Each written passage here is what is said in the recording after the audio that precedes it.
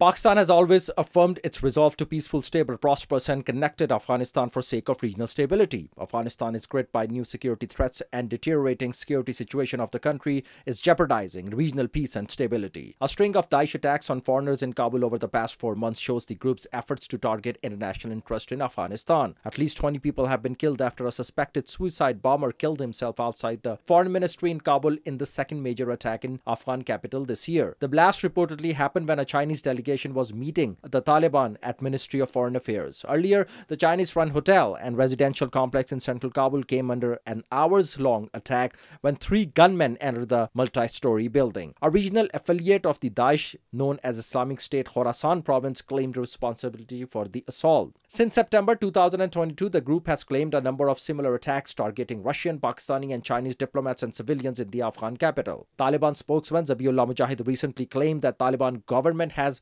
killed 8 ISIL fighters and arrested several others in a series of raids targeting key figures. The interim Taliban regime has to prevent Afghanistan from becoming a launching pad of terrorism against other countries in accordance with Doha Agreement.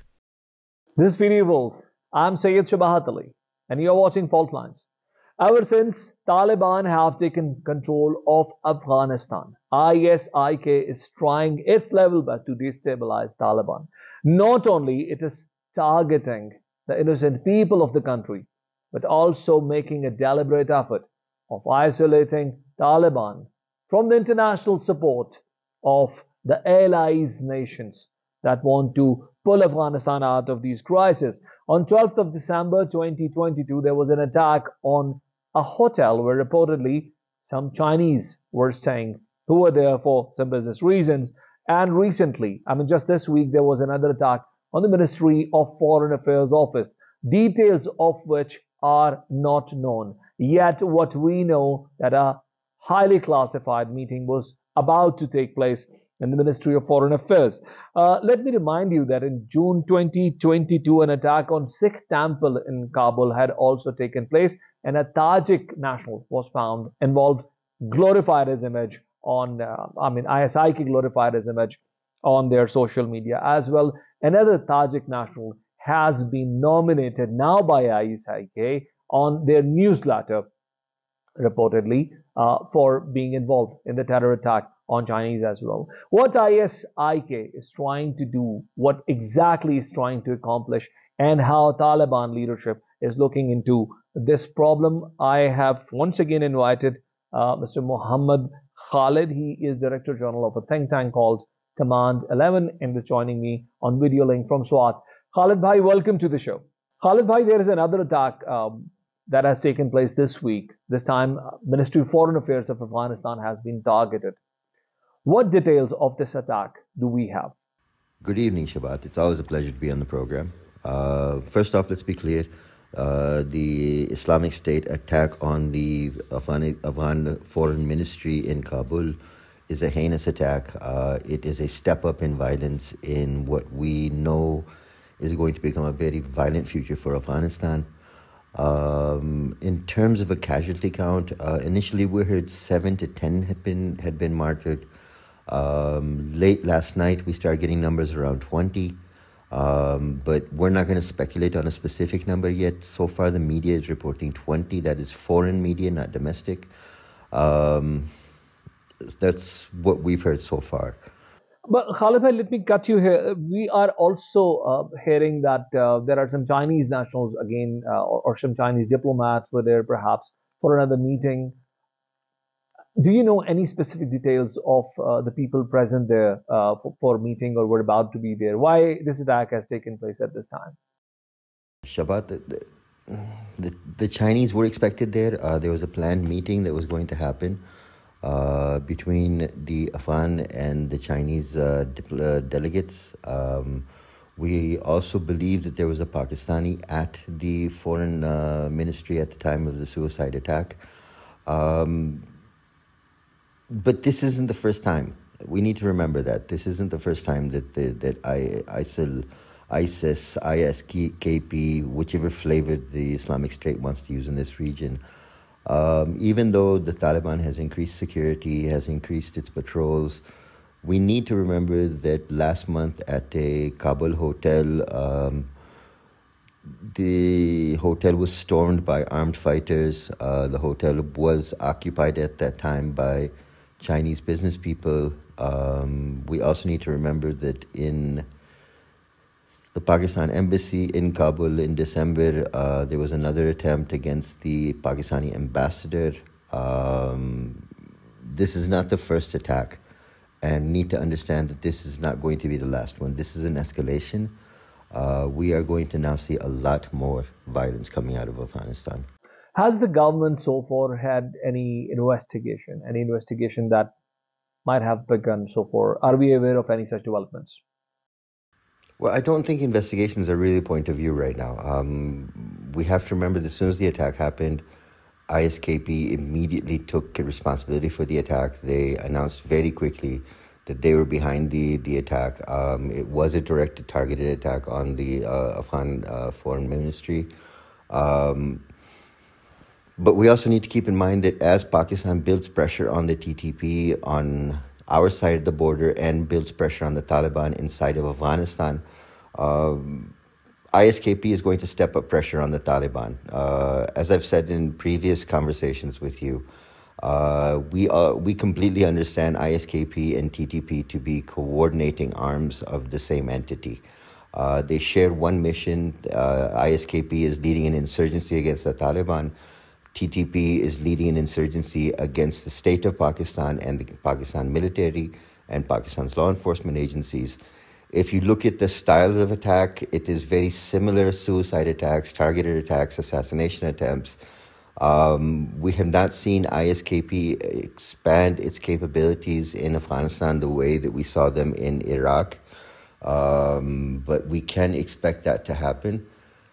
We need to keep in mind that as the pressure builds on the Taliban and on the TTP from the Pakistan military point of view and from the government's point of view, we are going to see a lot more problems inside of Afghanistan, a lot more instability, a lot more insecurity, because ISKP was moved into Afghanistan with the sole intent of destabilizing the country. If you remember the Russian withdrawal from Afghanistan back in 1989, soon after a massive civil war started. The civil war was different entities demanding their share of the country, of their resources, of the government, and in the end, the Taliban rose up. So we need to keep all of these things in our head when we're talking about what's going on in Afghanistan, because it's not going to be peaceful in what's going to happen. This is going to be a very bloody fight. This is going to be much worse than what we've seen in other theaters. And ISKP, in coordination with jihadi groups, in coordination with foreign intelligence, is going to wage war against the Taliban. That influence, that power is going to roll into Pakistan, to the TTP, to BLA, and we're going to see a lot of problems in Pakistan as well. Brother Khalid, there are speculations that while United States is not interested to pursue any economic engagements inside Afghanistan, there are Chinese who are trying to help the poor people of Afghanistan by offering some investment opportunities, perhaps by extending business relationships. And all of this is portrayed in a negative way by the Western media outlets as well. So what do you believe would be the prime interest for Chinese at the moment in Afghanistan? Well, Shabat, in terms of Chinese engagement inside of Afghanistan, I'm sure you heard last week the news that the Chinese have signed an agreement with the Taliban to mine materials, mine minerals, and to pump oil also out of Afghanistan. We also understand that there are some security protocols that are being implemented inside of Afghanistan. There's conversation about CPEC extending into Afghanistan. So there's a lot of reach by the Chinese to help stabilize the Afghan territory, help the Taliban government come into a little bit of stability so that Afghanistan can start to grow. In terms of other countries being involved with Afghanistan, it's going to be very difficult as long as the U.S. holds sanctions and Afghanistan is not stable. You're not going to be able to find a lot of countries that are going to be willing to engage. You'll find Pakistan, Russia, and China at the forefront. Iran is also coming alongside. I'm sure that is with the understanding that the Chinese will bring stability into Afghanistan, and we'll see how many countries in this region are going to engage with Afghanistan. Afghanistan and the Central Asian republics have a very long relationship. There is trade between both Afghanistan and the CAR region. So we're going to see a lot of developments inside of Afghanistan. But and Khalid, why ISIK is increasing violence in Afghanistan? What exactly do you believe they're up to? Because while Taliban were fighting, they were looking for supremacy, they were looking for taking controls, they were apparently representing um, some communities that wanted the hold of Islamic mindset and in the power corridors. But we don't know any such thing about ISIK. So tell us, what exactly do you believe they're up to? well, understanding that the Islamic State is a terror group, it is not an ideological group, it is not a fundamentalist group, it is not a democratic group, it is not a religious group. This is a terror group. So you have to keep in mind that their objective is to increase the violence. Because as the violence increases, the fear increases, the control they can curry or favor they can curry also increases. Their ability to make demands and get demands fulfilled also increases. But what you have to understand is ISKP, to be able to get to that point, needs to show themselves as a proper counterforce to the Taliban. Understanding that the Islamic State's introduction into Afghanistan is very questionable, the way they were moved in from Iraq and from Syria. There are a lot of questions as to how the Islamic State actually ended up in Afghanistan. There's also a lot of confirmed intelligence that many of the senior leadership of the Islamic State Khorasan province in Afghanistan are former militants from the Pakistani side, whether they be Lashkari Jangvi, whether they be Lashkari Islam, whether they be Jamaat al-Arhar, whether they be TTP fighters. You'll have to keep that in mind, that most of the senior leadership of Islamic State Khorasan province is made up of Pakistani militants that do not have a home anymore because they cannot find a place to fight where they will be able to gain any kind of success or any kind of position. So you'll find that's one of the major reasons that splinter groups happen, because the ideologies change, the understanding about how to go towards violence changes, where to commit violent acts changes.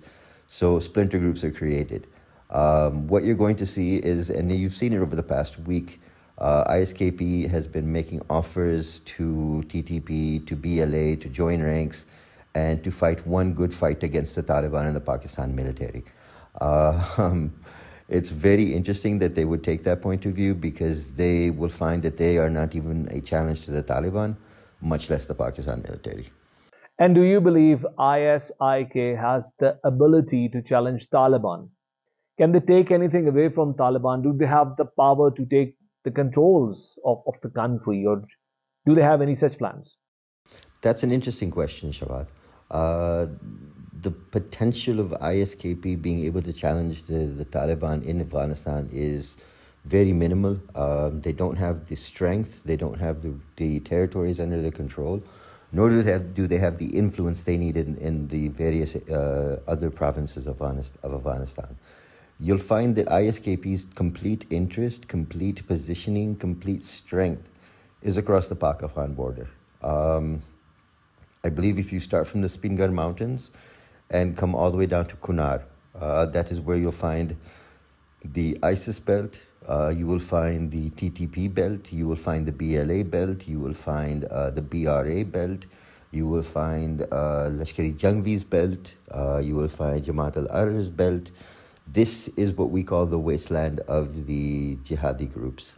These are all the groups that have pretended to fashion themselves in a way that they could compete with the Taliban or imitate the Taliban, but other than being able to wreak significant violence, they have not been able to show any kind of ability to present a counter force or a counter governing force to what the Taliban has been able to do even during the US occupation. Thank you very much, Brother Khalid, for being guest in my program.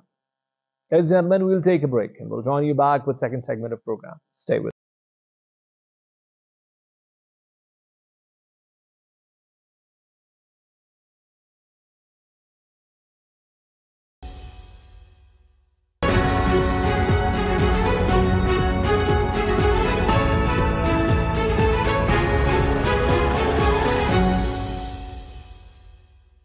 Welcome back. Ladies and gentlemen, the second topic of today's program is Pakistan's debt restructuring. Now, we all know that Pakistan is facing a very serious situation with regards to the economic crisis that we are facing.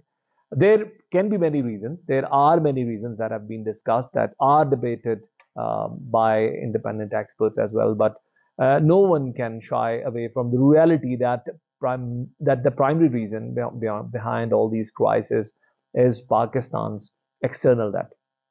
External debt that has taken away the ability from our polity to take decisions that are popular within the people. And perhaps this is something that is increasing the pressure on the politics of the country as well. The quantum of loans that Pakistan has taken not only have gone very high, but also we are stuck in a vicious cycle where we have to take more loans to pay back the loans that we have to pay back in the due course of time. Why all of this is happening at the moment? Are we in an unbreakable vicious cycle where there is no hope, where there is no ray of hope, or is there still a margin to perform for the government? I've invited Mr. Ali Suleiman. Ali Suleiman is Executive Director of Policy Research Institute of Market Economy and is joining me over Skype.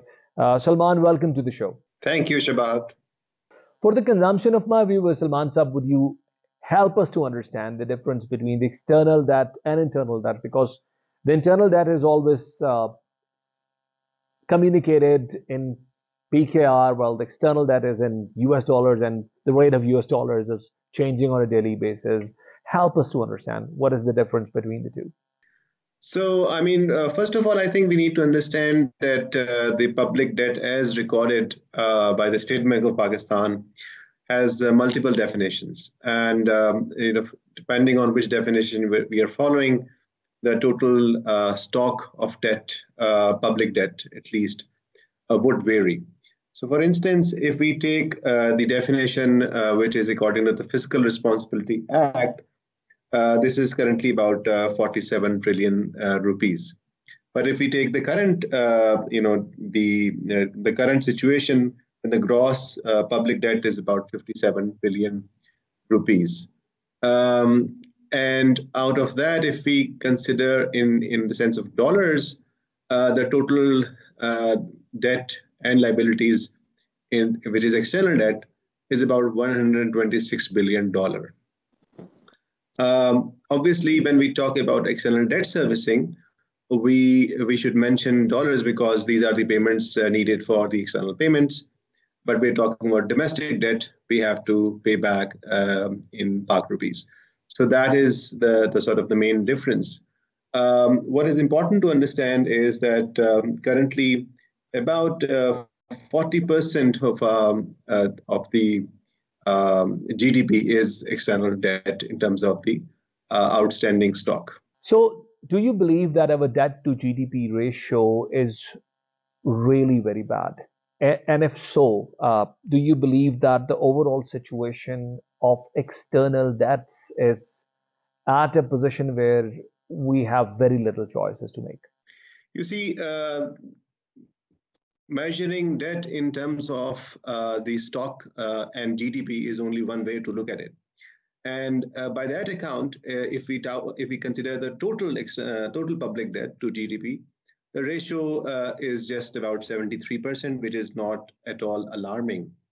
However, I would like to draw your attention to two other indicators which are more pertinent, which is how much of the total debt servicing on an annual basis as compared with the budgetary resources, and how much is the external debt servicing with respect to the dollars flow, especially with respect to exports. External debt, first of all. Now, just about 10 years ago, the ratio of our exports the ratio of debt servicing to exports was just about 20%. So out of $100 export earning, we were paying $20 in debt servicing. Today, that ratio has jumped up to 65%. So that is definitely alarming. Similarly, if we consider the total debt servicing as a burden on our tax revenue, currently, according to for the budget 2022-2023, almost half, 52% of total tax revenue is reserved for debt servicing. And if you talk about net federal receipts, 78% of net federal receipts would be reserved for debt servicing, because debt servicing is only federal government responsibility as per the Constitution, and the provinces do not have any share in that. So these are the figures which also need to be considered, and that's why the situation is alarming. So if I understood you correctly, we are stuck in a vicious cycle where we are taking more loans to pay back the loans that we have taken already. That is the current situation. I mean, these are not exaggerated numbers. These are various indicators which, as an economist, we should discuss openly in public. To depend on what kind of indicators are we choosing. But yes, currently, when we talk about a debt rollover, we are mostly talking about just serving the existing debt. And in last few years, we have taken more debt, not to start new projects, but just for debt servicing. If, for instance, if you look at the net federal receipts, these are not sufficient to serve the needs of debt servicing, defense, and other important government needs such as PSDB. So already we have to take more loans from external and internal sources to service our basic requirements and also debt retirement. But in this case, why the government, do you believe, is not taking this very important step of rescheduling? So there are, I think, two reasons for it. First reason is that it does raise a question on the government credibility. If the government, for instance, instead of paying back a loan payment which has become due, if government goes back to the creditor and asks for, let's say, rescheduling of its payment, then it does raise a question on the credibility of the government. The second reason is government optimism from friendly countries, and it seems from the recent events that the government optimism is actually rightly placed. Saudi Arabia has not only rolled over the $3 billion deposit, but it also has committed for $2 billion additional deposit. And today we learned that UAE also has provided the commitment for additional deposits.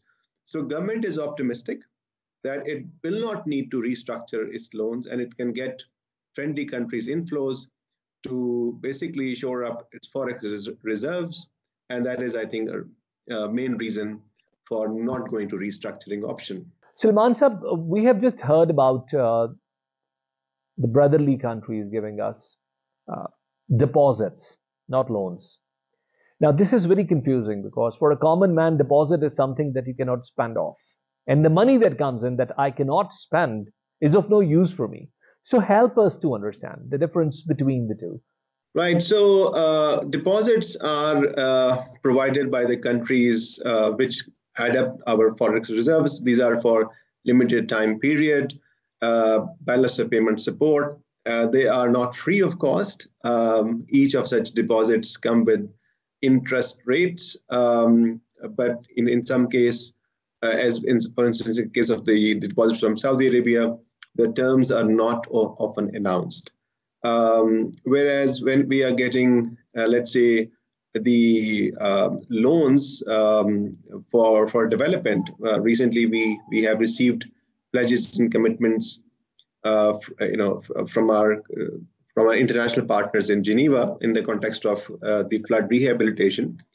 So we are seeing that those $10 billion are, most of it will be in the form of, like, 90% will be loan, but earmarked for projects. So you have to, for instance, install solar power, the or other infrastructure for the flood affected areas. So there are project loans, then there are program loans, then there are budgetary support loans, and then there are deposits. So each of these have different kind of conditionalities and comes up with different set of expectations, which the government decides with the creditors.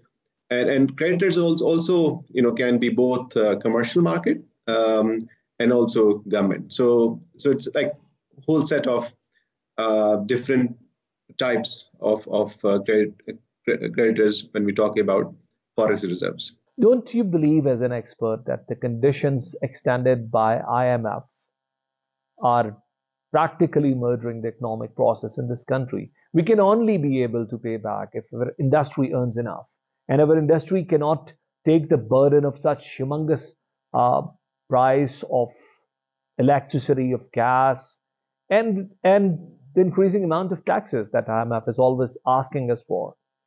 Don't you believe this actually takes away the ability of the government to pay back IMF in time?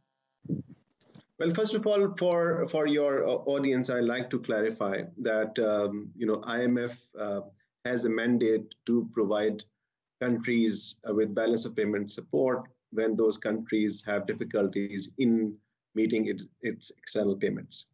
Right. So back about 40 years ago, India and Pakistan had faced a similar balance of payment crisis, and the solution was the same. Both countries adopted same program, but the paths which both countries took diverged significantly.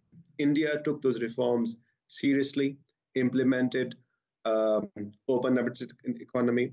Pakistan, unfortunately, has remained only half-hearted follower of IMF program. So the fault does not lie in the IMF program itself. Fault lies in the choices and the priorities which the government makes. Now, when you talk about exports, it's not a short-term process; it's a long-term process, and it in turn depends on the industrial composition, productivity, world markets, and competitiveness of our products. In the short run, however, what is advisable, in which many commentators, including myself, have been saying, that we need to let the exchange rate restore to its true position, and it will help curb the imports automatically. It will make at least some of the exports more competitive, and will encourage the flow of remittance and realization of exports proceeds through normal banking channel. That will provide the necessary cushion through market mechanism, which Pakistan badly needs. And I would prefer this to happen rather than sitting down with our friendly countries, whom, of course, we respect for their help. But a more respectful way is to follow the market disciplines and let those resources flow. And by the way, when we talk about exports, we also should note that our policies actually are a hurdle in increasing the exports. And that is the main problem is how we are restricting our imports. Every tax on import, every restriction on import, whether administrative, whether policy measures, is actually restricting our exports. 90% of our imports are non-luxury in nature. Unfortunately, the government has made the imports more difficult, thus making exports more difficult. That is the fundamental change that the government needs to make. Thank you very much, Salman Shah, for being guest in today's program. Thank you so much. It's a pleasure. We'll take a break and we'll join you back with third segment of program. Stay with us.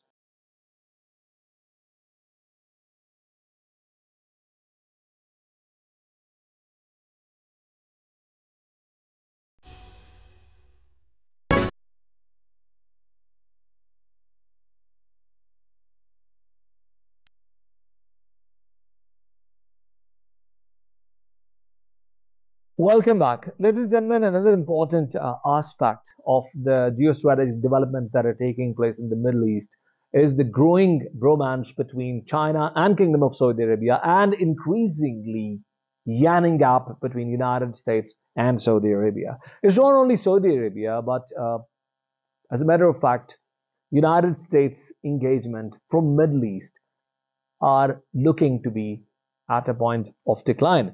And we say this because of its disengagement from Syria, for its disengagement in Iraq, from its disengagement in many other small territories of Middle East where United States was very active. Now, many believe that United States has revisited its policy and has started to rely more on her own fuels for the first time after 1940s. But is it actually the only reason?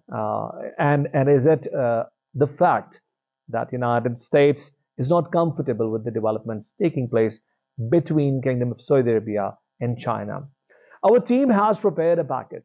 Watch the package before I bring my guest to this part of my program. As demand for clean energy continues to grow globally, United States is seeking energy independence by pursuing sustainable solar solutions. The trend of surging energy production and falling energy imports since 2006 is clear, as Forbes analyzed that from 2006 to 16, US energy production increased from 70.7 quadrillion British thermal units to 84.3 quads. During former US President Donald Trump's term 2017 through 2020, US energy production increased by another 11.3 quads. Lawmakers and administrations from both parties have long sought to boost the domestic solar manufacturing industry, including by imposing tariffs and other restrictions on imported solar panels. The climate and tax bill President Biden signed in August to increase the use of green energy and electric cars while expanding domestic manufacturing appears to be yielding some results. A Korean solar company, Hanwha Q-Cells, announced that it would spend $2.5 billion to build a large manufacturing complex in Georgia. Several other solar companies have announced new U.S. manufacturing plants in recent months. First Solar, Quebec PV, a startup backed by Bill Gates, that plans to begin production of solar panel components in 2025. The U.S. shale revolution unlocked billions of barrels of oil and trillions of cubic feet of gas. Third, inaccessible, but U.S. shale producers are expected to account for a much smaller share of global growth in petroleum production and consumption in the next few years. Ladies and gentlemen, my guest in this part of the program is our famous geopolitical expert, Osama Rizvi, who is also an energy expert. Osama, welcome to the show. Thank you so much. Osama, in 2023, United States has become the net exporter of crude oil, as I'm reading from a newspaper that I just read, for the first time since 1940s. What exactly is happening behind the curtain? So, interestingly, and not many people know that in the past 100 years or something, especially after World War, the United States of America was the largest oil producer in the world, and Saudi Arabia and Russia and all other Middle Eastern countries used to come after US in terms of their production level. But gradually what happened was that because US's interest towards Middle East started to build up, they started looking at Middle East from a strategic point of view. When they did some calculations and they thought that getting oil from Middle East is rather cheap than producing it here. So they decided to not to increase their production levels and they went for other resources. However, with the passage of time, the main thing that has happened that has improved recently is their technology. So the US shale boom that officially started after 2014 when they were in a price war against the Saudi Arabian oil kings. That was the main cause that caused the shift in their energy policy. Also, after that, after a few years in 2018 and 19, the 40-year-old export ban on oil products was lifted up. So we can see now US coming back into the oil game. US, Saudi Arabia and Russia are now the top 3 oil producers, and all of them can shift their production levels at any time. Hence, all 3 of them can be categorized as the largest producer. However, in terms of being the swing producer, in terms of the spare capacity, Saudi Arabia still holds the charge, still holds the driving seat. Coming back to the US, so two things have happened. First, the advancement, two things have happened. First is the advancement in horizontal drilling. Horizontal drilling is, so when you drill an oil, you go like this, vertical drilling, but with the passage of time, technology improved and the wells used to be drilled like this, and the pipes used to go horizontally as well. That reduced the cost of drilling new wells, and with the same apparatus, with the same frac spread, as these are called technically in the industry, they could drill more wells. So that improved. Furthermore, the amount of water, the other materials, other chemicals that were being used into the production process of oil, that also became cheaper, that also became more effective, hence bringing out more oil from the ground. Secondly, there is a thing called DUCs, drilled but uncompleted wells.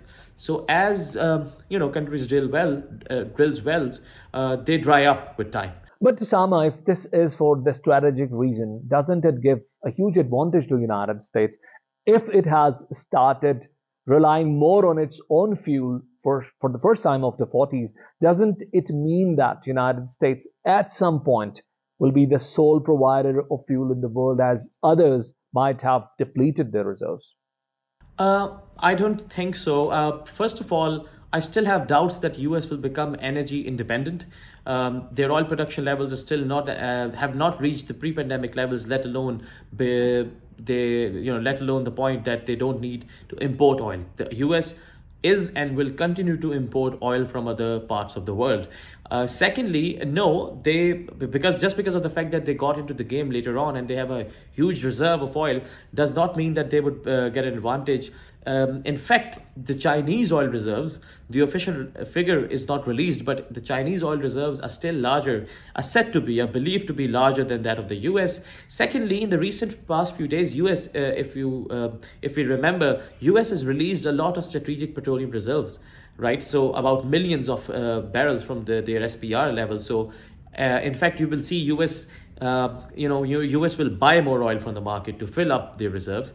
And thirdly, the cost of production of a single barrel, in the US is still, way much more than what it is in Saudi Arabia. Also, the type of oil that US produces, which is known as the sweet crude oil, that is not fit to be refined in all the refineries in the world. Hence, that also reduces the demand of its oil. Also, WTI, West Texas Intermediate, the US benchmark, is a little bit expensive. So these are some of the technical and non-technical factors that I believe that US will not gain or come at a point where they cannot import any further oil from other countries. They will have to do it. And will you agree with me if I say that US's energy independence is going to redefine its strategic calculus in Middle East? It is actually a lot of it. We saw that recently Biden went on a trip to Saudi Arabia, right? It was probably the first trip after Khashoggi's trial. And many people were sort of guessing what was the main purpose of it was, but one of the most significant part of it involved where US wanted Saudi Arabia to raise its production. So you see that this equation has continued to exist after 2018, when the OPEC plus cartel started to impose production cuts in the strategy. And US, of course, just like in Pakistan, a US president is also keenly following and is very dependent. His political capital is very critically dependent upon what are called gasoline prices or gas prices in the US. For every 1 cent or 2 cent increase in oil prices, about near to $1 billion of consumption is affected in the US. That sounds really strange, but that is the fact. So we will see that the ties between Saudi Arabia and US's involvement in the Middle East will continue to be, the US foreign policy will continue to be punctuated by the concerns and care and involvement in the Middle East, because as I said in the first, as the answer to the first question, US will still want imported oil. Osama, has this disengagement of United States from Middle East created a strategic hole for Russia and China, both of which are quite capable or quite eager to fill. Would you agree with me on that? In fact, yes. So the answer to that is partially a yes, but we see that US is still involved in Middle East. The headquarters of Fifth Fleet is still in Bahrain. It's not in the US. US's aircraft carriers still petrol the world's choke points. However, you used a very good word, disengagement. They have disengaged from the region, and there was a very interesting article in Bloomberg recently where it shows how Iran and Russia are collaborating, are colluding, and creating new trade routes. And what is common in both of the countries? Both are the highest sanctioned countries in the world. And then you bring in China, you bring in Saudi Arabia. We recently saw that there was some news about the oil payments being accepted in yuan, right? So I think in the larger scheme of things, we might return to pre-World War era where we had different blocks of nations that used to trade in their own currencies. So, and I believe when the history of the decline of dollar would be written, 2021 and 2022 would be the years that it started in. Osama, in light of the statements that we are reading from the power corridors of United States, particularly the the sweeping statements given by President Biden himself, do you believe that United States and KSA, that have stayed as strategic partners for quite long, have started drifting away? As I told you in the starting, US like any other country keenly follows oil prices because an increase in oil prices can result in a loss of political capital at home.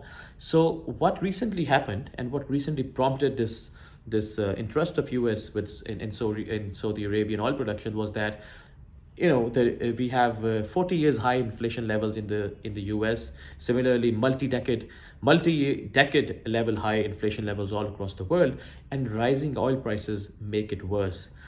So that is why US wanted Saudi Arabia to reduce prices. The problem is that Saudi Arabia and OPEC, they look at the physical markets, whereas US and they are affected by what happens in the paper markets. So physical market is the actual amount of oil moving in and out of a country and in the floating storages across the world. But paper market is like a trading market, just like Pakistan Stock Exchange, where the shares go up and down. So but Saudi Arabia was looking at the physical market, and they knew that demand will curb, demand will go down as it is happening right now. So this created a dichotomy of interest in both of the nations. However, that said, I believe this market forces will continue to affect the relationship of both of the countries, but there are multiple geopolitical, geoeconomic, geostrategic interests that would keep Saudi Arabia in the sphere of US's influence, particularly Iran. So until and unless we see a very compliant Iran, until we see a revival of JCPOA, I do not believe it will be a far-fetched thought to say that Saudi Arabia and US will ever, sort of disengage or go apart. They will not. Osama, I'm afraid that it doesn't answer my question. Now, my question was, are they going to go down the same road in future? They have already been, actually. When we look at the world, even though the fact that two countries have different diplomatic interests or conflict of interest, or even if at times, even if they're engaged in a trade war, trade is still happening between them. So recently, Russia was the largest provider of oil to China. Then Saudi Arabia took over. Then Russia once again took over. Saudi Arabia is, as I've said to you, it's quite close to US. But also, Saudi Arabia was one of the countries that said, okay, we'll accept payments in yuan. So Saudi Arabia and other countries enjoy sovereign space. They have a very significant value in the global political map. So I do not believe that these two things are mutually exclusive. Saudi Arabia and Saudi Arabia and Chinese relationship can go hand in hand at the same time when Saudi Arabia is engaged with the US. So I do not see that there will be, I cannot say that there will be an increased cooperation or there will be a decreased cooperation between China and KSA. it will be business as usual, depending upon the geostrategic interest of both countries. And lastly, Usama, don't you believe that Iran would be extremely uncomfortable with the increasing strategic interest of China in Saudi Arabia, because Iran has not been able to maintain a good relationship? There has always been a strain between the relationship in the relationship between the two sides, that is Saudi Arabia and Iran heavily counts on China to be one of her key strategic partners. We just recall a recent agreement of $450 billion signed between the two sides. Will this not add into the discomfort of Iran? When we look at Iran, we have to look at the spectrum or the spectrum of possibilities that Iran has. Iran, ideally, of course, should not be happy with these the latest developments. From a strategic point of view, they can say that they are being contained. You know, there's a circle forming or a crescent forming around them. However, we also know that Iran is the second most sanctioned country in the world after Russia now, and they have limited diplomatic options.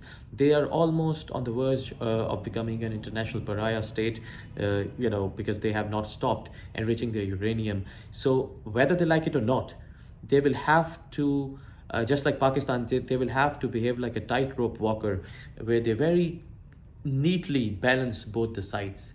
So I do not see much reaction other than the words or announcements. I do not see some significant strategic changes in way Iran has behaved in the region due to these recent developments. Thank you very much, Osama Rizvi, for being guest in my program. Thank you. Ladies and gentlemen, the developments of Middle East are still surprising for many, and this will keep changing the strategic interest of international powers. Let us see how the story unfolds from this point onward. We'll join you next week with another program. And until then,